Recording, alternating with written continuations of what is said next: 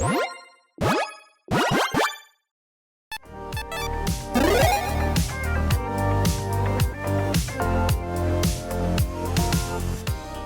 everyone, Mitch coming in for the Commander Score Studio. Welcome to the show. On today's show, I've got a very exciting deck tech for you. So without further ado, let's jump into it.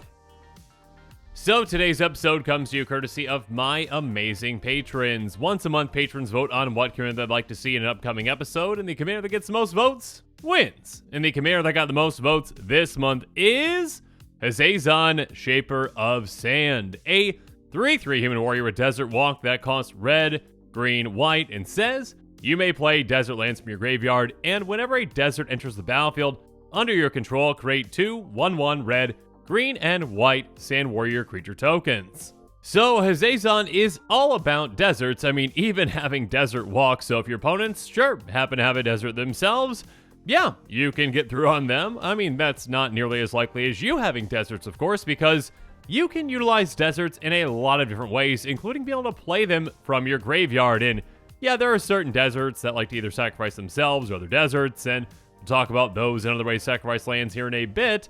But also, when your deserts are coming into play, you can build up an army very, very, very quickly. Again, because every single time you get a desert into play, you get 2 tokens. So yeah, when it comes to Desert Land Tribal, few can do it like Hazezon, and yeah, this is a very fantastic commander, one that can give you a lot of value throughout the game. Again, with those lands from the graveyard, essentially kind of allowing you to, well, either reuse lands or use lands that you might have gotten in your graveyard in a different way. And of course, focus on landfall as well, specifically desert landfall, because the more and more times you're getting deserts into play, the more massive army you get. Now, keep in mind with deck techs on this channel like this one, every single card in the deck, and in this case, including the commander itself, is less than $1, so it's a very budget-friendly deck. Also, on deck techs like this one, I'm going to be taking you through the cards by breaking things down to different tactics, show you how this deck works and how we're going to win with it. Also, keep in mind that if you are interested in this deck, make sure you check out that deck list link in the description below. Now, with all that said, let's jump into the cards.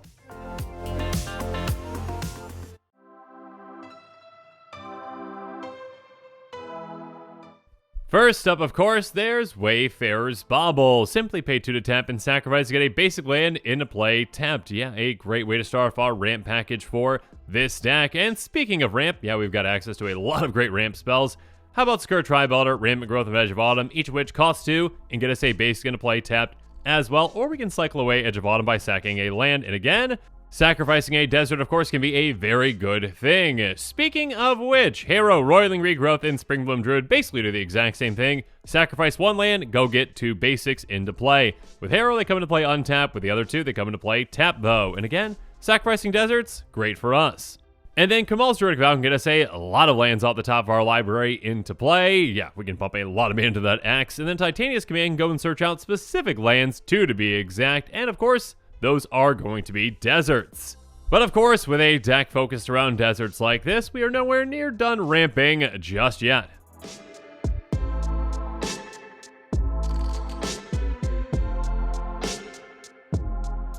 Moving on, we've got Mina in Den Wildborn, which lets us play an additional land on each of our turns, and keep in mind that can be very crucial because our commander lets us play lands out of our graveyard that are deserts, so yeah, playing extra lands can help us get more and more value out of that synergy. Speaking of which, Explore. Play additional land, draw a card. Gotta love it. Chef It Monitor, kind of the same thing. Cycle it away, go get a base land or a desert into play, and then shuffle your library, and also, of course, when you're cycling it, you are drawing a card too. But when it comes to playing additional lands, we've got some other cards that can help us out as well with that, like Enter the Unknown. We make target creature we control explore, and we can also pay an additional land this turn. Escape to the Wilds is a way to get temporary card advantage. Exile the top 5, basically, impulse draw 5. You can play additional land this turn. And we even have a Saga that can help us out as well with Azusa's Many Journeys, which does a lot of things, but most importantly, you can play additional land this turn. Yeah, that's the very first lore counter, and that can, of course, help us out in a lot of situations with this deck. Moving on, some even bigger plays come from cards with Journey of Discovery and Summer Bloom. Journey of Discovery is going to let us play 2 additional lands in that turn, and Summer Bloom lets us play 3. Yeah, for just 2 mana, this can be a very explosive card. Speaking of explosive cards, though, World Shaper and the Mending of Dominaria have huge impacts. World Shaper is going to help us mill, which is great to get more deserts in our graveyard. And then also, when it dies, we get all land cards from our graveyard onto the battlefield tapped. And then the Mending of Dominaria is going to help us mill as well, but also get us creatures back. And of course, on top of that, with that third lore counter, yep, same thing as World Shaper, get your lands back into play from your graveyard. But actually, in this case, they come into play untapped. So yeah, these can lead to some very massive plays, and speaking of which...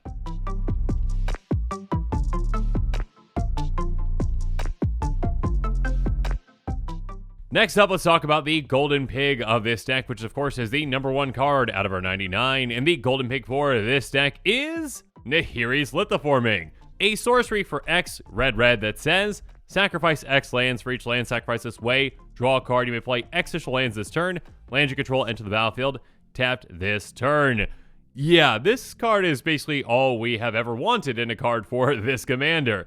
Again, our commander allows us to play our deserts out of our graveyard. So, if we are sacrificing, let's just say 6 lands with this, okay? We put 6 into that X. And of course, we can do a lot more than that with a deck like this, but yeah, 6. We sacrifice 6 lands. Let's say they're all deserts, or they don't really have to be, but let's say they're all deserts.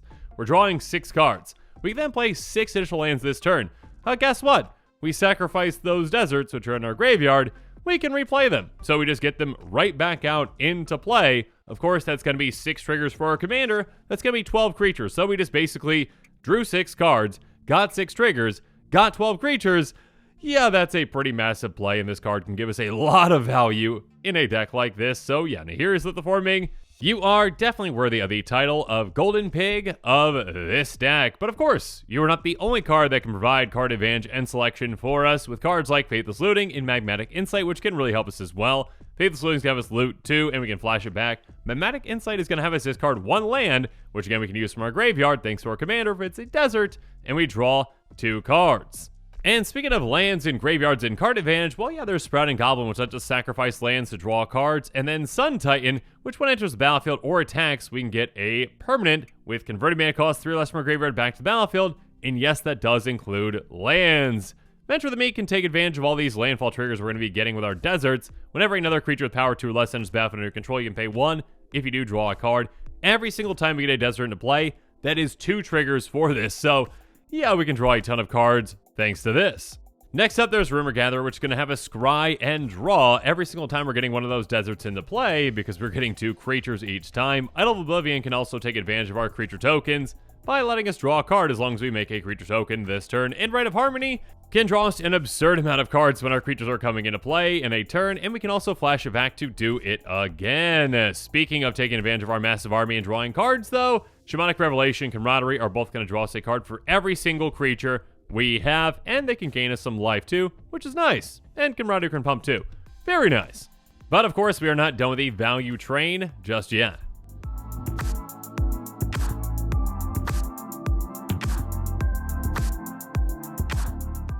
Because next up with the value train, let's talk about some ways to really take advantage of our landfall triggers with cards like Zern Orb, Goblin Trenches, and Ruin Ghost. Zern Orb is going to sacrifice lands for free to gain life. Goblin Trenches lets us pay 2 to sacrifice lands to make Goblin tokens. So yeah, each of these can be great ways to really take advantage of our commander, letting us play deserts out of our graveyard to get additional landfall triggers. Ruin Ghost, speaking of landfall triggers, basically can help us blink our lands. So yeah, just keep blinking deserts again and again and again throughout the game to really take advantage of our commander's trigger to make a more massive army.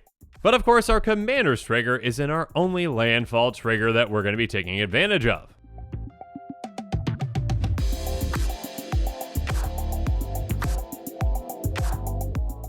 Next up, there's Trove Warden, which can basically store up permanents from our graveyard, small permanents that is, but still that can actually count lands as well, as soon as we have lands enter the battlefield, and when it dies, we get them back into play. Velcro Exploration can also help us gain some temporary card advantage with Impulse Draw on every single landfall, and if we're not playing those cards, well, we also get to deal damage to our opponents. But of course, our army can become even more mighty with cards like a Merry Angel, Spore Mount, and Rampaging Balos. The Angel's going to make us some bird tokens, Spore Mount's going to make us some saplings, and Rampaging Balos is going to make us some mighty 4/4 beasts every single time lands come into play.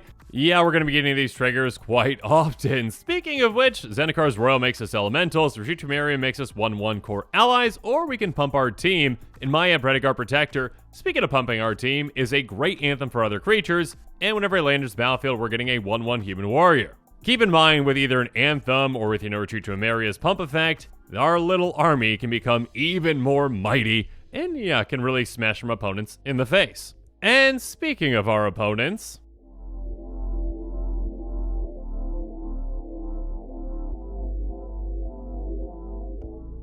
we can really throw a wrench into our opponent's plans with a card like Geode Rager, which has Landfall, go to every single creature target player controls.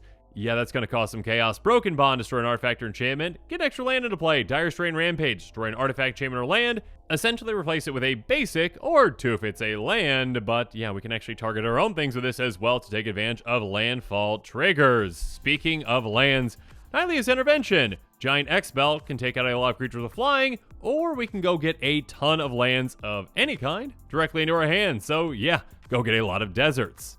And then there's Oblation, which is going to shuffle away a card, and that player draws 2 cards. So yeah, we can target our own thing if we need to. Or Chaos Warp, well, yeah, basically shuffle something away. They get something random off the top, or maybe they don't if it's not a permanent. And next up, we've got Beast Within. Destroy any permanent, replace it with a 3/3 in Crush Contraband. Yeah, most of the time, get rid of an artifact and an enchantment, exile them away. Speaking of getting rid of things, well, we can get rid of a lot of things with Cleansing Nova, Austere Command, and Hour of Reckoning. Cleansing Nova is pretty flexible, destroying all creatures or artifacts and enchantments. Austere Command, even more flexible. Artifacts, enchantments, creatures that are small, creatures that are big, all those are on the chopping block for us. And Hour of Reckoning, get rid of every non-token creature, so our token army is going to stay in place. And speaking of that token army,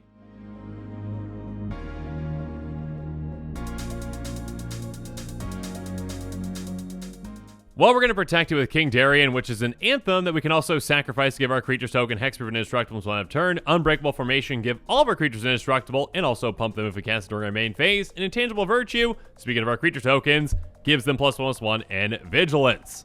But of course, we can pump them even more with Inspiring Leader, giving our creature tokens +2/+2. Dictate of Heliod, which gives all of our creatures +2/+2. We can flash it in and collect a Blessing, giving all of our creatures +3/+3. Yeah, these can make our tiny little creature tokens absolutely massive. Speaking of which, we can also massively pump our army that our commander makes because, again, they are red, white, and green. So Knight of New Alar can pump them +3/+3. Champion of Lambhold is a great card to get our creatures through. It's going to grow with each creature coming into play, and creatures that our opponents have that have less power than it can't block creatures we control. So yeah, very, very shortly our creature's going to be unblockable. Speaking of protecting our creatures, Swiftfoot Boots, a great way to protect our commander. Hexproof and Haste, what's not to love about that? But now that we've talked about every single non-land card in this stack, let's talk about the lands.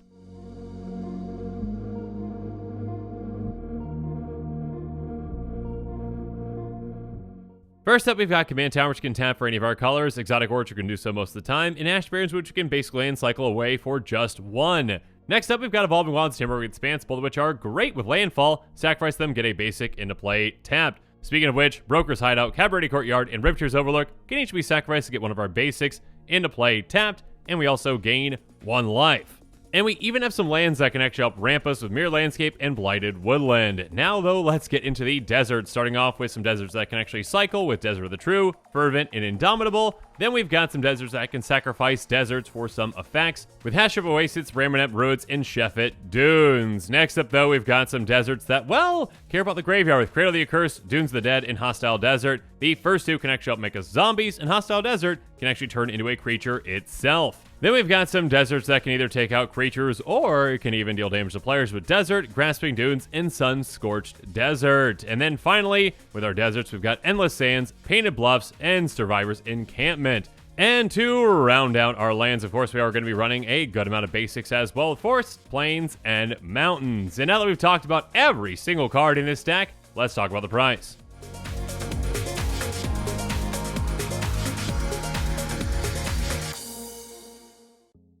Like I mentioned at the beginning of this episode, every single card in this deck, including the commander, is less than $1, so it's a very budget-friendly deck. with a estimated cost of $27.31. And you actually might be able to save even more by buying this deck on TCG Player and utilizing heavily played and damaged cards, which of course need a home too. Also keep in mind that this does not include the cost of basics and the cost of shipping, which might vary depending upon where you live.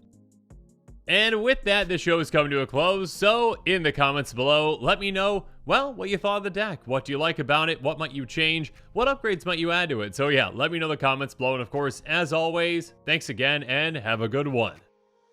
This show and episodes like this one are possible thanks to viewers like you. If you're looking for an easy way to help support this show, make sure that you like, share, and subscribe. Also, hit that bell notification icon so you don't miss any new episodes. You can also go check out our playmats and other merchandise at thecommandersquarters.com. We also have a ton of brand new t-shirt designs in stock, so make sure you check out those as well. Another easy way to support this show is with our TCG Player affiliate links. So whether you're buying a deck or individual cards, you can use this general link right here or one in the description. And the final way that you can support this show is by supporting us directly by becoming a patron. There are many benefits to being a patron, and I truly couldn't do this without all of their support.